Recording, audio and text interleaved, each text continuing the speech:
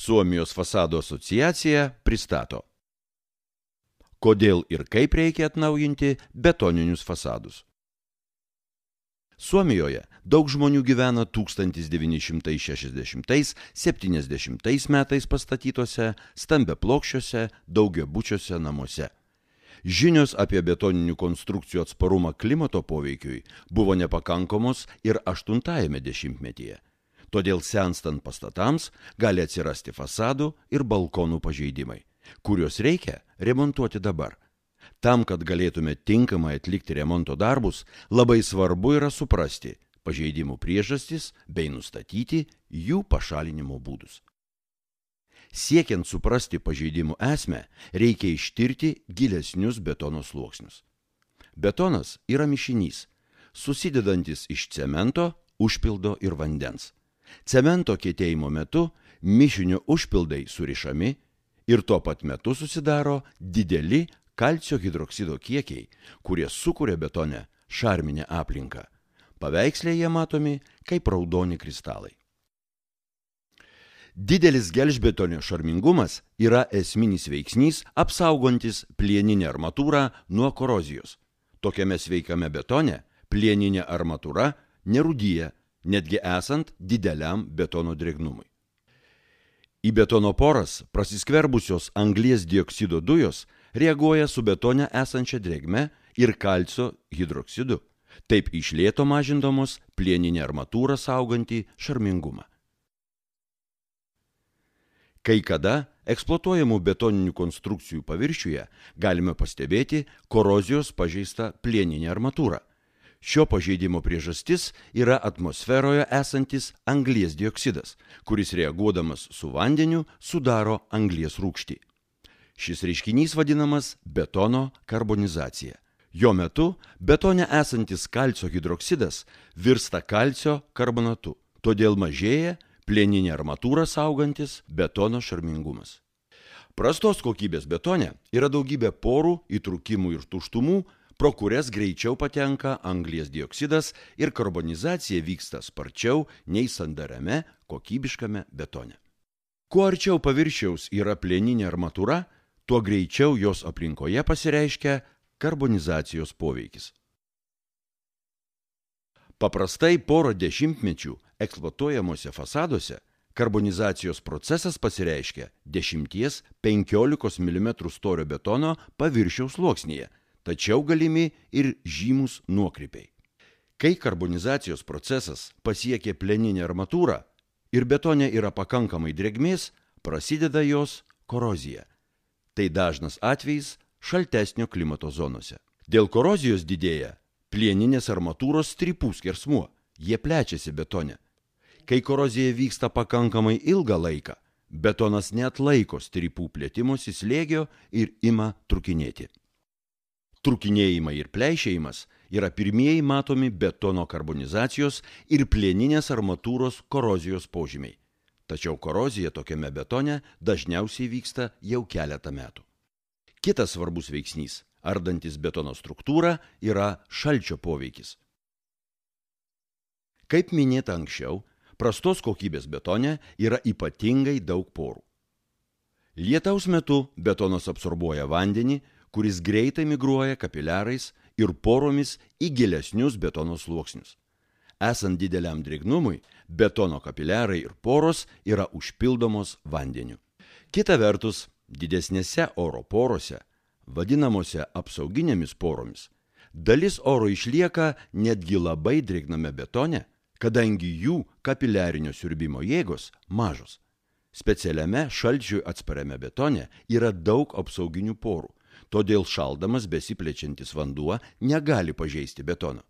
Šis betono gamybos būdas, kai sukuriamas papildomas poringumas, 8-ajame dešimtmetyje dar nebuvo naudojamas. Iki to laiko pastatyti betoniniai fasadai tik retais atvejais turi pakankamą apsauginių porų kiekį. Atėjus žiemai, drėgnas betonas užšąla. Betono porose susikaupusio vandens tūris padidėja apie 10%.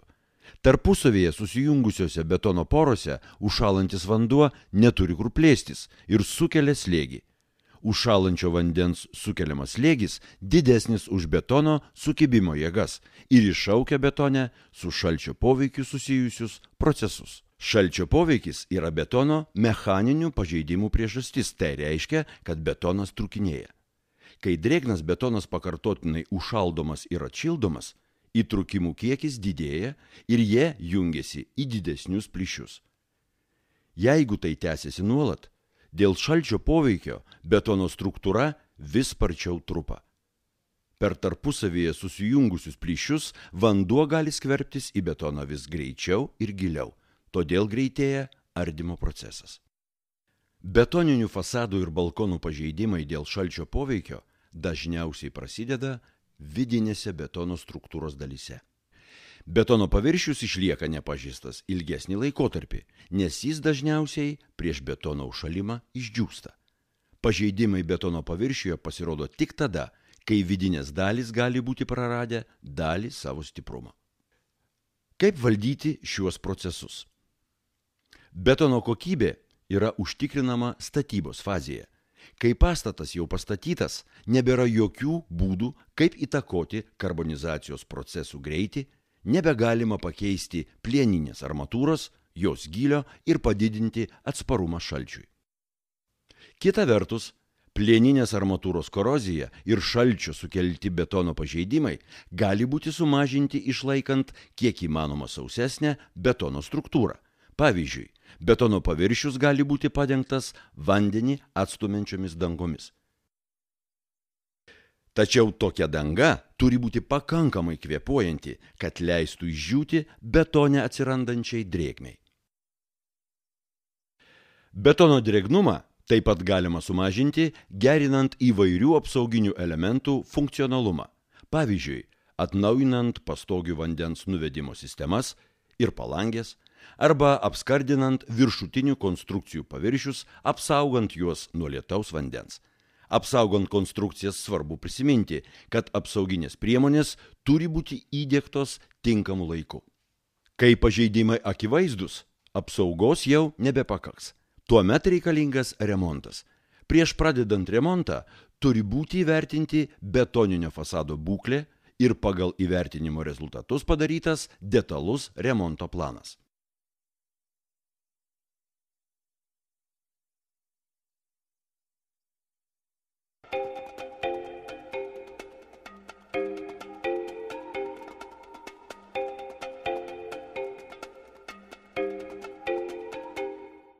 Sieninių gelžbetoninių plokščių remonto būdai. Pažeistus betoninių plokščių fasadus galima remontuoti, naudojant papildomą apšiltinimą. Senosios konstrukcijos paviršiuje turi būti sudaryta saugesnė ir sausa aplinka, kad būtų sumažinta arba visiškai sustabdyta karbonizacija ir šalčio poveikis. Naujoji konstrukcija gali būti nevėdinama tinkuojama termoizoliacinė sistema arba vėdinamas su lakštinių medžiagų apdaila arba plytų mūro fasadas. Reikia pažymėti, kad toliau teikiami sprendiniai tinka ne tik renovuojamiems, bet ir naujai statomiems pastatams. Nevėdinamos sienos su tinko apdaila. Jeigu būklės įvertinimas parodė, kad senosios konstrukcijos lygumas, stiprumas ir sukibimas su pagrindu yra pakankamas, o fasado apdailai yra numatytas plonesluoksnis tinkas, tai tokią sistemą galima įsirengti panaudojant dviejų tipų akmens vatos plokštės. Šiltinant sienas Parok-Faz B šilumą izoliuojančiomis plokštėmis iš akmens vatos, raudona žyma turintis plokštės paviršius yra pilnai arba dalinai padengiamas klijais. Priklijavus plokštę prie sienos, ji yra pritvirtinama ir smeigiamis. Vėliau įrengiamas armavimo skiedinio sluoksnis, armavimo tinklelis bei apdailos skiedinio sluoksnis. Naudojant vertikaliai orientuoto plaušo tinkuojamų fasadų plokštės Parok-Fal 1, visas plokštės paviršius yra padengiamas klijais ir glaudžiamas prie sienos. Jei sistemos tiekėjų instrukcijos leidžia, tai papildomas mechaninis tvirtinimas nėra būtinas. Be to yra įrengiamas armavimo skiedinio sluoksnis, armavimo tinklelis ir apdailos skiedinio sluoksniai. Vėdinamos sienų konstrukcijos, kai apdaila įrengiama iš plytų mūro arba lakštinių medžiagų. Nusprendus įrengti plytų mūro apdailą, pirmiausia sumontuojamas termoizoliacinis sluoksnis iš universalių, nedegių akmens vatos plokščių Paroc Extra. Ant šių plokščių per mechaninius ryšius montuojamos apsaugos nuo vėjo plokštės Paroc Cortex, kurios yra ne tik apsauga nuo vėjo, bet ir papildoma šilumos izoliacija. Plokščių sandūros užklijuojamos specialia juosta ir termoizoliacinis sluoksnis sandariai prispaudžiamas prie apšiltinamojo paviršiaus. Paroc Cortex kartu su padengimu yra nedegi plokštė, todėl yra tinkama naudoti visų sienų konstrukcijose be apribojimų. Suformuojamas vėdinamas oro tarpas ir mūrijamas apdailos išorinis sluoksnis iš plytų. Vėdinamos sienos konstrukcija su lakštinių medžiagų apdaila ir viengubų karkasu. Įrengiant vėdinamos sienos konstrukciją su viengubų karkasu, pirmiausia prie sienos, per termoizoliacinės tarpines, tvirtinami metaliniai kronšteinai. Montuojamas šilumos izoliacijos sluoksnis iš universalių Paroc Extra plokščių. Ant jų yra montuojamos apsaugos nuo vėjo plokštės Paroc Cortex. Plokščių sandūros užklijuojamos specialia juosta ir termoizoliacinis sluoksnis sandariai prispaudžiamas prie apšiltinamojo paviršiaus. Suformuojamas vėdinamas oro tarpas ir montuojamas išorinės fasado apdailos sluoksnis. Vėdinamos sienos konstrukcija su lakštinių medžiagų apdaila ir dvigubų karkasų. Įrengiant vėdinamos sienos konstrukciją su dvigubų karkasu, pirmiausia prie sienos per termoizoliacinės tarpines tvirtinami metaliniai karkaso tvirtinimo elementai ir pats metalinis karkasas.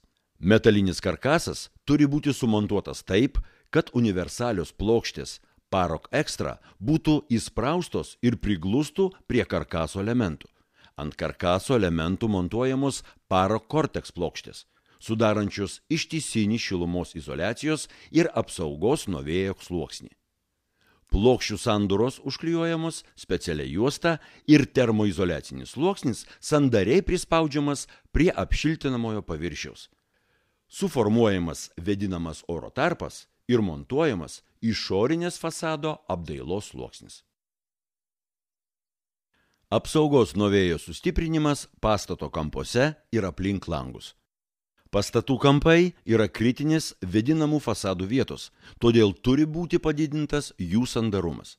Sumontavus apsaugos nuo vėjo sluoksnį iš Paroc Cortex plokščių, pastato kampams sandarinti naudojama lipni kampų sandarinimo juosta Paroc XST021.